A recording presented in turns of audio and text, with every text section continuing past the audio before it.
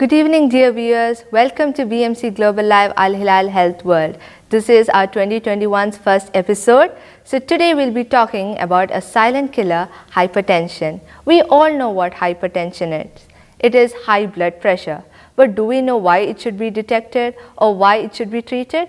No. So to answer all that, with us we have Dr. Swapna Ponvaleri Koroth. She is working as a consultant in internal medicine at Al Hilal Multispeciality Medical Center, Salmabad for 2 years. So before we move on to the talk, I would also like to request you all to like and share our Facebook page. Also like, share and subscribe our YouTube channel. Hi doctor, welcome to the show. Wishing you a very happy new year. Wish you the same. Okay doctor, so today you told that we'll be talking about hypertension. So what exactly is hypertension and why should it be detected? So hypertension is basically the pressure exerted by the circulating blood on the walls of blood vessels. Okay. So it's usually described as two readings. There is an upper reading and the lower reading. Okay. The upper reading is called the systolic blood pressure, which is the maximum pressure exerted by the circulating blood. Okay. And the lower reading is the diastolic pressure, which is the minimum pressure which is exerted during one particular cardiac cycle. Okay.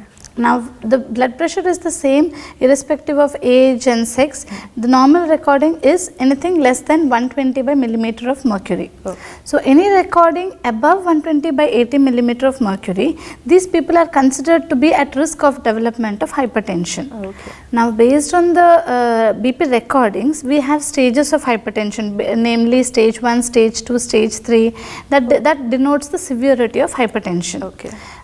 Coming to the importance of detecting hypertension, it's very important because when you consider all these non-communicable diseases which are increasing in epidemic proportions nowadays, hypertension is the most important risk factor for development of whether it is a stroke or acute MI. It is basically hypertension which is one of the most important risk factors. Okay. And another peculiarity is that hypertension does not really cause symptoms in all people. Yeah, So I've heard. it sometimes happens that it gets detected only when it presents with a complication. Okay. That is why it becomes important that any small symptom experienced, it's better always to go and get checked for whether they are hypertensives or not. Okay, so doctor, I've heard that only at the last or severe conditions that we get to know the person has hypertension.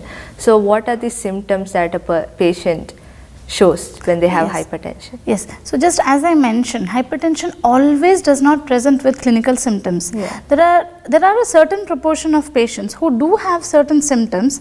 It may be, since symptoms are not so troublesome, they may ignore it for a while, but when it increases in severity, they do present to the OPD because of these symptoms. Now, they mainly are patients who come with complaint of giddiness. Some of them say that, they experience the symptom of giddiness more as the day passes. And some of them, they come with symptoms of chest pain. Some of them come with complaint of tiredness and palpitation. Yeah. Okay, these are the commonly experienced symptoms which patients complain of. However, a majority of patients, when they are in the initial stages of hypertension, they just get diagnosed during routine clinical visits to the OPD. Okay. But if suppose, whenever hypertension presents with complications, then they can have symptoms which may be alarming, which I will talk about a little later. Okay. So doctor, as you told about the symptoms, what are the causes for the development of hypertension? Okay, so there are two types of hypertension mainly. One is what we call as primary hypertension. Okay. Before it used to be called as essential hypertension. Oh. Now the pathogenesis or the cause for development of this type of pressure is not very clearly known. Though primary hypertension is one of the most common types of hypertension we come across in clinical practice. The other one is secondary hypertension, where there is some other abnormality in the body which leads to the BP getting elevated. Okay. So that is what is called as secondary hypertension. Okay, so does the age matter when it comes to hypertension? Yes, normally we see primary hypertension usually gets diagnosed somewhere between the ages of 30 to 50 years. Yeah. Now, if a person who is younger than 25 years is presenting with hypertension, or somebody who is much older than 55 years getting diagnosed with hypertension at that point of time, then there could be a cause of hypertension underlying. That is, they could be all the secondary hypertension cases. Okay. So does having high blood pressure causes a problem with pregnancy? Yes, see, as I told you, hypertension can occur at any age, but commonly we see it in the age of 30 to 50 years. So that's the reproductive age group of women. So those women who plan to get pregnant, those who are known hypertensives, they can have a normal pregnancy. However, they would require a little bit of frequent monitoring in order to avoid complications happening in pregnancy. Because if hypertension is not controlled during pregnancy, it would have detrimental effects on both the mother as well as the baby. Okay. Also, there could be severe complications which can develop, like there is something called as preeclampsia, which is a life-threatening complication of uncontrolled hypertension. So they are more prone to develop preeclampsia or sudden onset of bleeding during pregnancy. Hence, they need to be controlled and under constant monitoring to see that their BP levels are within normal limits. Also, ladies who are hypertensive, when they wish to conceive and when they do conceive, they are supposed to inform their doctors, because certain drugs which are being taken for hypertension may not be advisable in the first 3 months of pregnancy, because they could affect the development of the baby. So such drugs would need to be changed, and the dose maybe need to be modified. Mild dose. So doctor, what happens if a hypertensive patient is not treated? Okay, so that's a very good question. Now, blood pressure is one of the vital signs which we record in any person, and a normal blood pressure is very much important for all the organs in the body to be perfused properly. Meaning, if blood has to circulate to all the regions of the body and all the organs need to work well, then a normal blood pressure is required. Now, whenever the BP goes above normal recordings, it will affect the vital organs in our body, mainly the heart, the brain, the kidneys, and also the eyes. These are the most important organs which get affected by pressure. And complications which occur might be life-threatening. Hence, we need to see that pressure is controlled in order to avoid this. Okay, and I've heard about high blood pressure emergency, but then I'm not sure what it is. So what is high blood pressure emergency? Okay, now high blood pressure emergency or hypertensive emergency is a condition where there is a sudden sharp rise in blood pressure above the normal, and it leads to life-threatening complications, like maybe it can cause intracerebral bleed, that is bleeding into the brain, or it can present with a heart attack. Or it may cause a tear in one of the major blood vessels, because of which there would be kidney failure and other complications which can occur. So these life-threatening situations need to be treated immediately, and the BP needs to be brought down to normal within 24 hours of time. So how is it treated, doctor? Yes, before I come to the treatment, I would just like to mention, what are the symptoms people can experience if they are having a hypertensive emergency. Now, those who are having this condition would complain of, if anybody has got sudden onset of visual blurring, or they develop sudden onset of severe headache with vomiting, somebody who might who is a known hypertensive suddenly losing consciousness or presenting with the seizures or what they call as fits.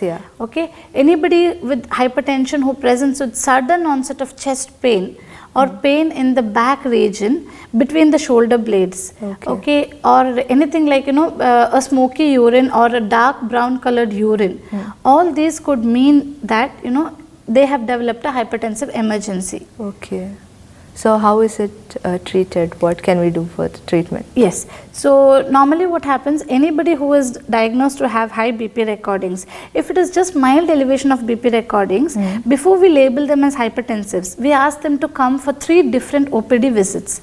And during each of these visits, if the person persistently has got high BP recordings, then we start them on antihypertensives based on whether they have any other comorbidity like a heart disease, or whether they have diabetes, seeing their age, and whether they are in the childbearing age group. Based on all these factors, there are different drugs which can be started.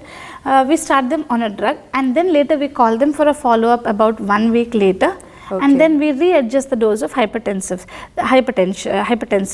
So that's how normally these cases are treated. However, a person who is presenting with the hypertensive emergency or presenting with those symptoms I mentioned about right now, they need to immediately visit a hospital and get hospitalized, and treatment needs to be instituted for these patients. Okay. Okay, doctor. So, dear viewers, now we'll be going for a short break. We'll be back soon. Please do not forget to like and share our Facebook page. Also like, share and subscribe our YouTube channel.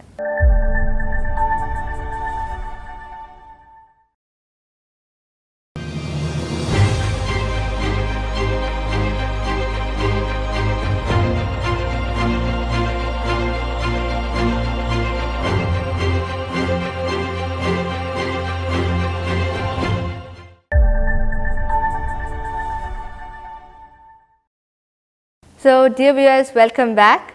We were talking about hypertension, how it can be treated. Now we'll be talking more on how it can be prevented.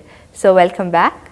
So, doctor, how can lifestyle or diet affect hypertension? Yes, that's a very good question. Actually, diet and lifestyle has got a very important role to play in the development of hypertension itself. Okay. Now, all these non-communicable diseases like diabetes, hypertension, all these, it is the stage is set in childhood itself. Okay. So, those who are having a sedentary lifestyle, those who are obese or overweight, these people are more prone to develop hypertension. Okay. Also, if there is a family history of hypertension, these individuals are more at risk of developing the same condition.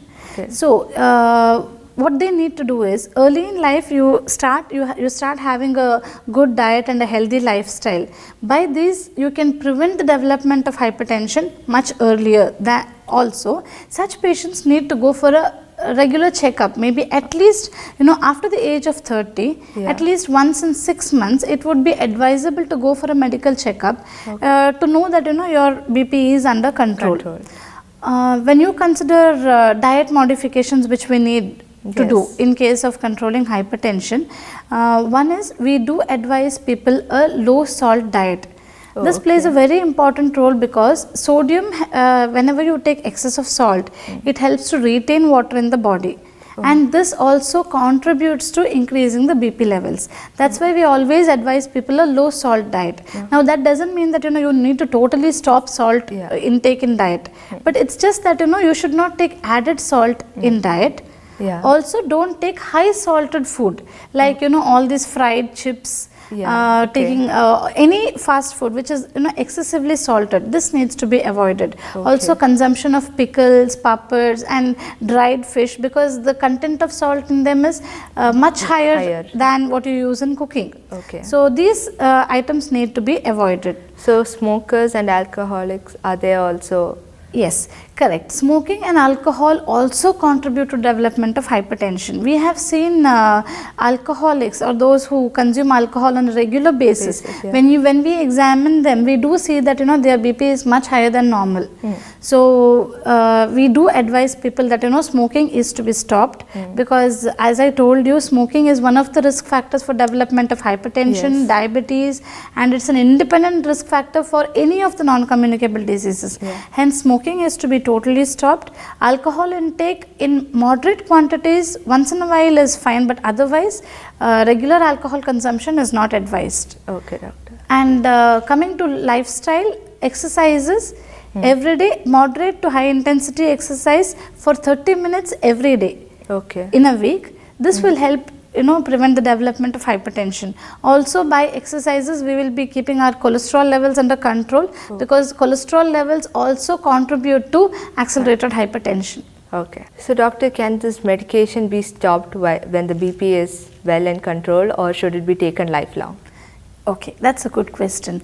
Now, most of the patients do ask this question when they come to our OPDs, because all of them are worried whether they would have some kidney problem because of taking these medications.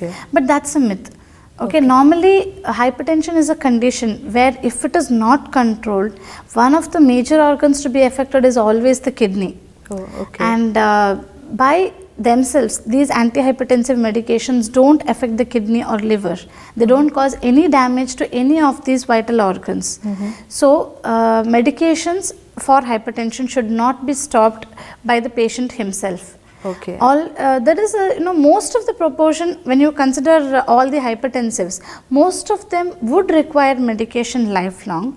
However, there is a small subset of population in which you can consider tapering antihypertensives and stopping. Like for example, people who come with mildly elevated BP recordings, those who are obese and overweight, if they adhere to all the lifestyle modifications and dietary measures and the BP comes well under control, then we can consider tapering the dose of medications and stopping. However, these patients need to be on a regular follow-up to confirm that BP is not gradually going up. Okay, doctor.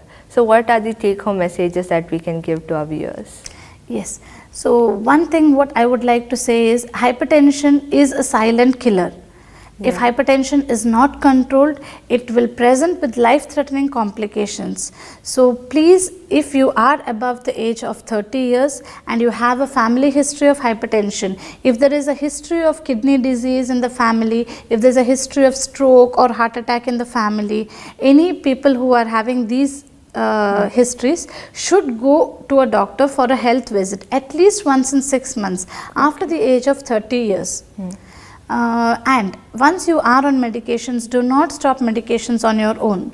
Always consult your doctor and at least go for a checkup once in 3 months. So you know that whatever dose of medications you are taking is enough and your BP is well under control. So by doing this, you can see that you are not developing any of the complications of hypertension, because once these complications occur, some of them are irreversible, some of them cause severe damage, and that for example kidney failure, once it occurs it cannot be reversed. So it's better that you take a pill and adhere to all normal lifestyle measures which have been advised and lead a healthy life. Okay, doctor, thank you so much. Thank you for coming to the show. Thank you. So dear viewers, that's it for today. Today we have talked about hypertension and how it can be prevented, its treatment and cure. This information was shared with us by Dr. Swapna Ponvaleri Koroth. I am Gauri Priya here. We are winding up the show. Thank you for listening. Also, do not forget to like and share our Facebook page. Also like, share and subscribe our YouTube channel. Thank you.